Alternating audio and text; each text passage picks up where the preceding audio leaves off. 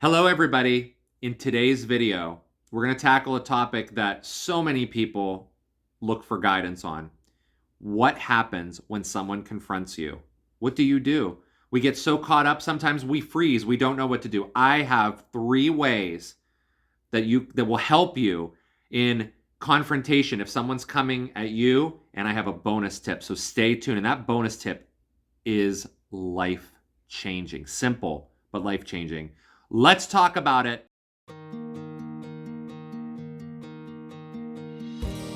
Hi, everyone. My name is Justin, and I'm a certified yoga teacher. I am a master connector, and I also am the creator of this channel where we explore topics that help you become stronger and help you achieve freedom so that you can move through your life with peace. We use yoga to do that. And I don't always mean yoga on the mat. Yoga on the mat is definitely important for mind and body, physical connection to spiritual connection, all that good stuff. But off the mat is where true yoga is practiced. And part of yoga is really treating everyone with non-violence. So what happens when someone's going to confront you? Well, as I mentioned before, I have 3 ways that I'm going to give you that are going to help you. When you're dealing with confrontational situations, whether you're expecting it or not. And I also have a freaking fantastic bonus tip. And Cody is here today. I don't know if you can see him, but he is right here. And he's here to help us and really be comforting in the confrontation. So thank you, Cody, for joining us. But let's get started. Well, in the last video of this series, we talked about, should you confront somebody? You know, what's the cost benefit analysis of confronting someone? We talked about what place does this person have in your life? You know, if you were to give it the relationship a scale of 1 to 10, is it benefiting you in some way? If it's up in that 10 range, some type of confrontation might be necessary, but maybe not. And then we also talked about what your goals are. What is your goal for the future? Is this relationship going to go somewhere, or is it not going to go somewhere? But this may be the most important video of them all in this confrontation series. What happens when someone confronts you? First thing to do, pretty obvious, but sometimes we don't think of it in the moment, and that is safety. Are you safe?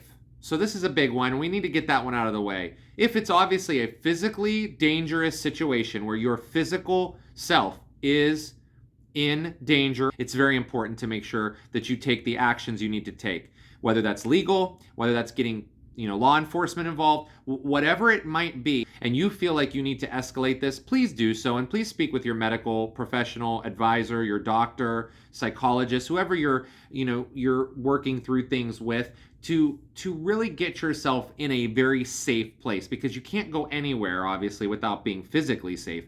And this doesn't just mean physically in your body harm, but mentally too. If you feel like something is not safe, it's not safe. If someone walks into your house, your place of business, your school, your church, wherever you are, your public establishment, wherever you're at, and they are posing a harm or a threat, you need to make the decision to make sure that person does not do that anymore. And whatever means it need taken to do so, please do that. So that is number 1. Number 2 is maybe the most important of them all, and that is calling people out on their behavior with boundaries. And let me talk about that, what that means. When you are talking about calling people out on their behavior, that does not mean if someone walks up to you and they say and they call you a name, you are a blah, blah, blah, blah, and they use a name. They call you a very nasty, derogatory name. That doesn't mean that you say, okay, everyone, hey, everyone who's looking, Nancy just said that I was a blah, blah, blah, blah, blah. Did everyone hear that? I'm calling them out. That's not what that means.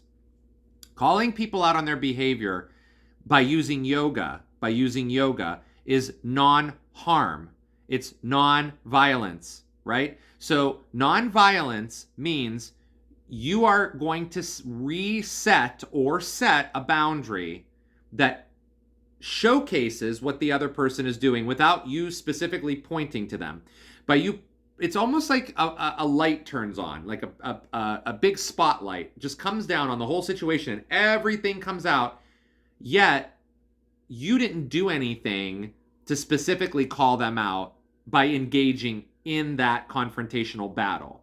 So let's use an example for this one. Let's say someone is at work with you, and that person at work with you just walks up to you very, very quickly, very willy-nilly. You're just there, you're doing your thing, and they walk up to you and they say, you know, the project you turned in last week is a bunch of crap, and we're going to get in some nasty trouble, and I am going to be dealing with you, so-and-so. You have just been confronted. What do you do? Well, first of all, you need to recognize that that kind of language, when you speak like that at work, is not appropriate, right? We know that. It's not acceptable. You're just doing what you can do. You know, if you found this channel, you're probably looking for answers because you think in your heart you're doing the right thing, and you probably are. So what that means is if someone's coming at you with things like that, or if they're being passive aggressive, which we talked about in another series, or they're being nasty and rude and mean and all those things, bullying, you know, that's why people confront others, because there's bullying, there's narcissistic abuse that goes on, there's PTSD, there's drug abuse, there's alcohol abuse, there's all kinds of reasons why people confront others. But when you are the recipient and someone comes at you, you have every right to stop, to pause, and to illuminate what is happening. Showcase the put that spotlight on. And in turn, saying something back to that person, such as this, because this is setting a boundary. If it's Nancy who's doing this to you, turning on the left side of your brain for a moment, because the left side of your brain is where you are able to process logic instead of emotion, because you're emotional in the moment. When the logic starts, so take a moment and pause, because you don't have to answer immediately. You can pause and say, Nancy, at work, I am not engaging, and I do not engage in confrontational situations and am caught off guard this way. I do not. So you have two choices. You can pause, collect yourself, and we will regroup and continue on right now, or we can revisit this later. But we're not going to continue right now. What you've just done is set a boundary, because you responding in that moment is going to be emotional. So it is okay to set a boundary with them. If it's getting really heated and people and language is coming out that you don't like, or words are coming out that you don't like, people, maybe somebody throws something or it becomes a little more aggressive, once again, turn it back on yourself. If someone comes into your home and starts touching all of your personal property and says, and this is what I think about you, right? This is what I think about everything. Your response is that boundary statement. I do not permit, I don't allow, I don't tolerate, you can use whatever word you want there, other people touching my property in my own home. So you can put the property down, you can put that chair down, you can put that remote control down, and go collect yourself, and we will come back and have a discussion about this at a later time. It's hard to do in the moment because we want to react, but the boundary is very important. If it feels wrong, it is wrong. If someone's gaslighting you, that's confrontation sometimes as well. Well, do you really think that I don't know what you were doing last week? Do you really think I don't know where you were? I mean, I really think you're cheating.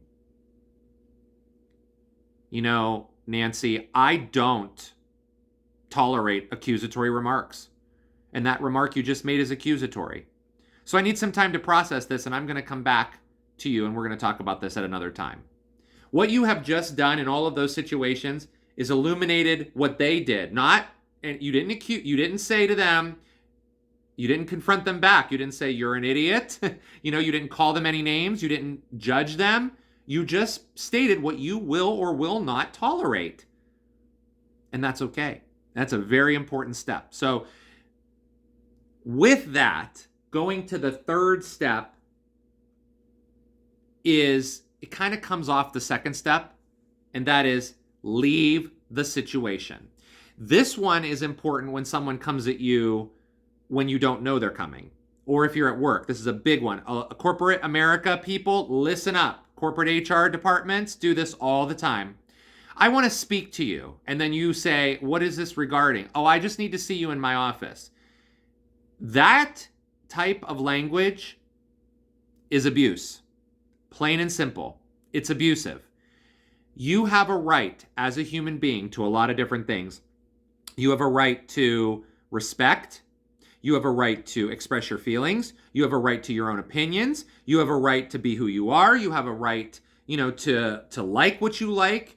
You are perfect enough. You have basic human rights. Therefore, you do not have to tolerate that type of a meeting. If somebody's or confrontation, if someone's coming at you and you have no idea why, you have every right to exercise your human rights. And if you don't want to talk about it, you don't have to talk about it. That's it. That's it. You don't have to talk about it. And this leads me into the bonus tip. The bonus tip that is going to change everything. Here it is. Are you ready? I don't want to talk about this. That's the bonus tip. I don't want to talk about this. You have every right to say, I don't want to talk about this. Simple, but it works. If someone keeps going, just repeat it. I said, I don't want to talk about this.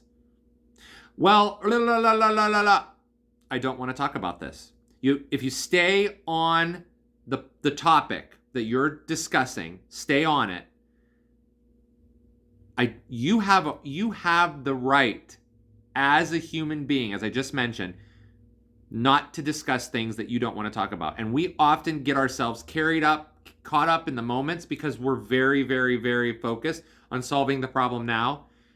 But you have the right to walk away. You have the right to not attend a meeting that you don't know what the meeting's about. How would you go into a meeting if you don't know what it's about? How could you go in there prepared? You can walk away. You can leave. Remember, safety first. Call out their behavior by not calling them out. Call the behavior out. Exercise your basic human rights. And that bonus tip, leave. If you don't want to deal with it, leave. Because you can come back to it at another time when it's best for you. Confronting people and getting into screaming and yelling matches, shouting matches, fights, is not practicing yoga whatsoever. Fighting is not yoga at all. If we are practicing yoga, we know how to control ourselves in a public setting or a semi-private one, and we deal with our emotions in small, intricate circles with ourselves or with people we trust medically, professionally, or, as I mentioned, our close family, our close circle of people. So I hope this helped you, and I hope that as you notice situations coming at you where you're being confronted, whether you're an employee, whether you're a boss, whether you're a wife, a husband, a mother, a father, a sister, a brother, a friend, a neighbor, whatever it is, I hope that these tools have helped you. And if you can suggest anything else that helps you with confrontation, leave it in the comments so that everybody can see them, because we're not alone in this. None of us are alone in this. Thank you for joining me. I can't wait to see you. Cody's over there now, but we can't wait to see you on the next video.